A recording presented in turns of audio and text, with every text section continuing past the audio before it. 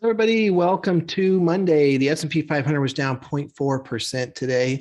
Actually started off down in the morning and then rallied back up. Most of the indexes got into the positive territory today, and then kind of fell at the end.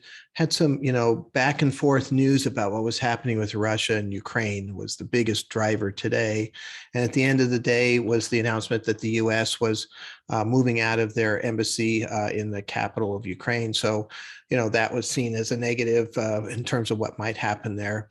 So it's very difficult to tell what might actually happen, whether this is just political ploy or if this is really something where they're going to invade Ukraine. And then, of course, it's difficult to tell what that means, especially to the stock market. I will say for almost certain and almost every one of these types of conflicts that have happened in the past, the market does drop initially. Historically, we've seen it come back very quickly also, because generally speaking, it's not a economic event. This scenario does include a problem with the possibility of gas and oil, especially going into Europe. But we had that same thing in Desert Storms, where we had oil as a component and even saw some big run-ups in the price of oil before that happened. Yet the stock market went up in both of those. So, we'll have to wait and see how this plays out.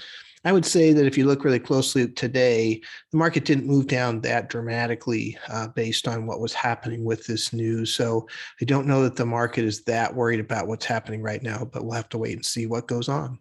So look forward to talking to you tomorrow. Thank you very much.